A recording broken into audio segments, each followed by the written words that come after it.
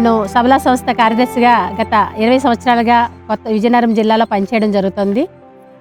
అయితే ఈ మా సబలా ద్వారా మేము కొత్తవలస మండలంలో కొత్తవలస, ఎల్కోట, వేపాడ మండలాల్లో ఈ చిరుధాన్యాల సాగు కోసం మేము విస్తృతంగా పనిచేయడం జరిగింది. అయితే చిరుధాన్యాల సాగు ఎందుకనంటే ఈ ప్రాంతాలన్నీ కూడా పూర్తిగా వర్షాధార ప్రాంతాలు. సో వర్షాధార ప్రాంతాల్లో ఒకప్పుడు ఎక్కువ మెట్టు వ్యవసాయంలో ఆహార పంటలు పండేవి.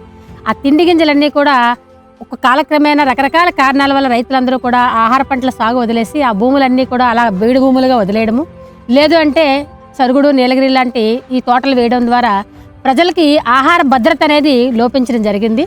సో ఈ ఆహార భద్రతని ఏ విధంగా మనం గ్రామాల్లో ఆహార భద్రత లేకపోతే ఇంకా ప్రజలకు ఏ విధంగా ఆహార భద్రత ఉంటుందనే ఒక ఆలోచనతో మేము సబలా ద్వారా ఈ ఆహార భద్రత అనే సమస్యని మేము టార్గెట్ చేసుకొని పనిచేయడం మొదలుపెట్టడం జరిగింది.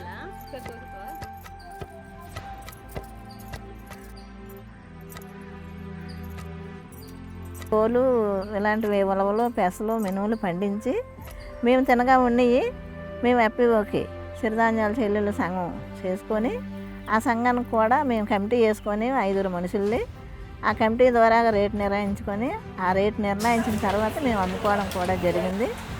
ఎఫ్పిఓకి ఇవ్వడం జరుగుతున్నాం. మేము తింటున్నాం. మాకు అప్పుడు కూడా చిన్న ఇబ్బందులు కలిగినాయి. మా పిల్లలకు చదివించుకోవడానికి, మాకు ఇంట్లో తినడానికి సరిపడా ఉండి మాకు ఎకరానికి 5,000, 3,500 ఇవ్వడం జరిగింది. వాటి నుంచి మేము ఆ అప్పు కూడా తీసుకోవడం జరిగింది.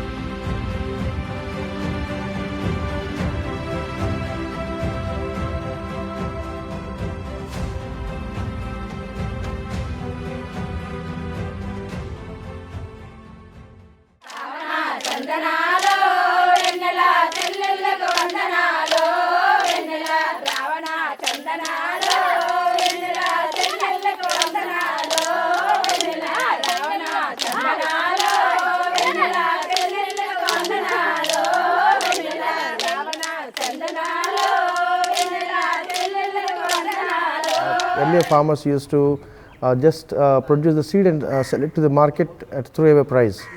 But this FPO, Arogyo FPO, they intervened with the technical assistance from Agriculture Research Station, Acharya Engineering Agriculture University and Vijayanagaram. And so we developed various value-added products like biscuits as well as various like chocolates and ready-to-eat products and ready-to-serve products. So it becomes so popular, and we work together with ITDA, Integrated Tribal Development Authority people. So many girls, children, so who's there actually working in staying in the hostels. So they were supplied with the millet biscuits.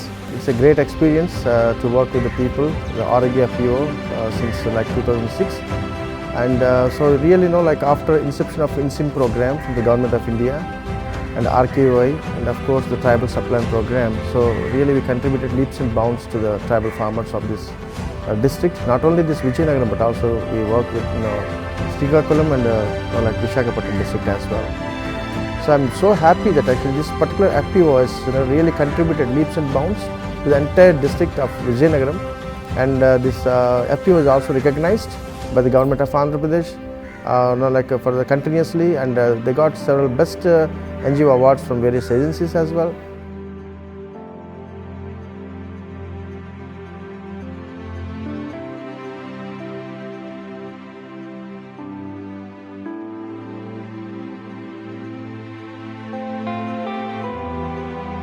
వరి వేసిన తర్వాత వరికి మేము urea డిఏపులు రసాయన ఎరువులు వాడకుండా ప్రకృతిలో దొరికే ఆకులు అలమలతో పేడ మూత్రాలతో మేము ఎరువులను తయారు చేసుకుని వాడటం జరుగుతుంది.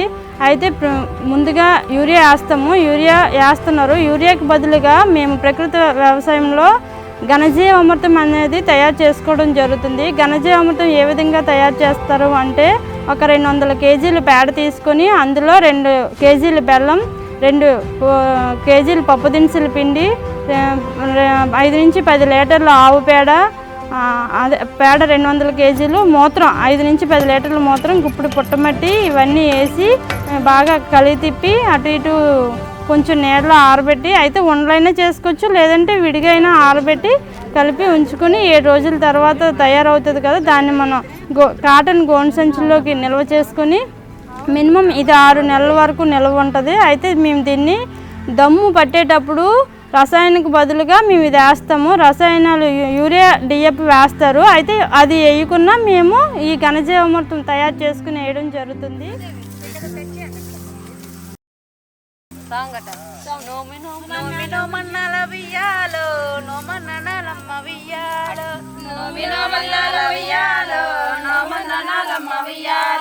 చిరుధాన్యాలు సాగు వియ్యాలో, ఊరంతా చేస్తాము వియ్యాలో, ఎకరానికి వియ్యాలో 400 కేజీలు వియ్యాలో, బియ్యముడి ఎస్సు వియ్యాలో, సాగు చేస్తున్నామమ్మ వియ్యాలో, 18 రకాలు వియ్యాలో, పొలములో వేస్తాము వియ్యాలో, బహుళ పంటలన్నీ వియ్యాలో, పచ్చని పంటలు వియ్యాలో, పచ్చని పంటలు వియ్యాలో.